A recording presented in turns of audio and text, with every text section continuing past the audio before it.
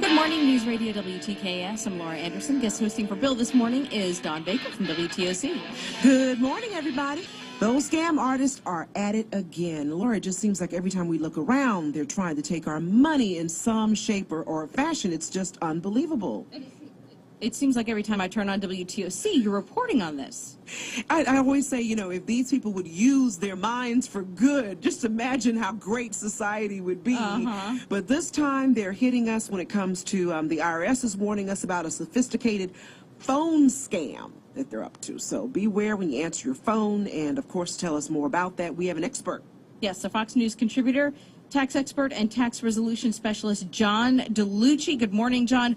What is the scam that we need to watch out for? Good morning. Yes, the scam you want to watch out for is people calling and saying that they're with the IRS and then telling you that you owe X amount of dollars and you have to send them a certified check, otherwise they're going to send the police to arrest you. And that is exactly the call that my cousin got a few weeks ago. Oh, my. Yeah, so it was interesting. She was scared, of course, like anybody would be, and she called me, and I let her know. I said, you know what, the IRS doesn't make phone calls. I mean, unless you owe over $200,000 and you have an IRS revenue officer specifically assigned to you, they don't make phone calls. So if you get a call from the IRS, it's not the IRS. And we've also learned from them throughout the process of all these different scams we've heard about, too. They will never demand that you pay money right away over the phone like that either. That is correct. The IRS overwhelmingly is a very professional operation, and they don't make threatening statements. I mean, that's a good way to lose that cushy government job. So it really doesn't happen. They don't act in a threatening manner.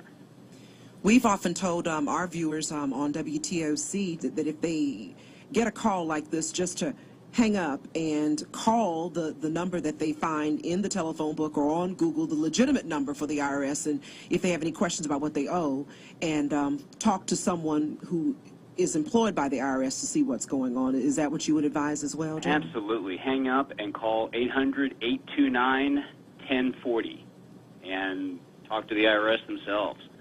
And if you don't want to talk to the IRS, then you could find a specialist like myself in your area to help you with the situation and find out what you owe or don't. What was that number again? 800-829-1040. And my number is 844-STOP-IRS. I like that.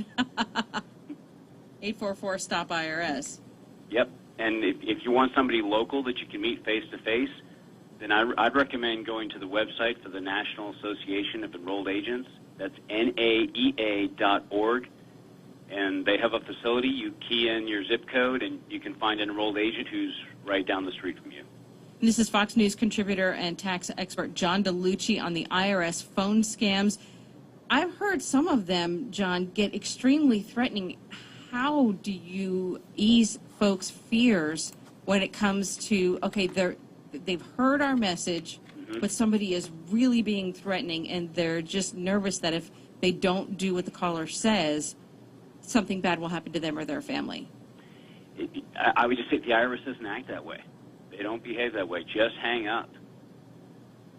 Hang up. Call the IRS yourself.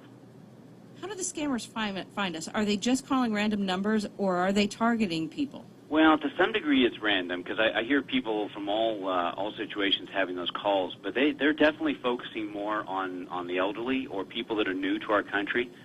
People who, don't have as many ways to figure out whether this is real or not. What's very interesting, too, is that they aren't just hitting us on the telephones, but we've heard about the email scams as well, and some people have even gotten emails from supposedly from the IRS with misspelled letterheads and Well, that should be a giveaway right there. It should be. To that I would add that the IRS does not send emails. They don't use email. I mean, amongst themselves, I'm sure they do, but with the outside world, they don't, because it's not considered a way of, it's not secure. You can't transmit confidential information securely that way, so they don't use email. So if you get an email from the IRS, once again, it's not from the IRS. Makes so much sense. But the most important thing that all of our listeners can take away from any of this is that we always have to keep our guard up, number one, and to always use good common sense. It sounds like what you're saying to me, John. Absolutely. And if you get contacted by the IRS and you don't have at least a few dead trees worth of mail, I mean, really, they love to kill trees, and they send that out. And if you don't have a bunch of that, it's not the IRS. Thank you so much. Fox News contributor and tax expert John DiLucci. That's my pleasure. Thank you.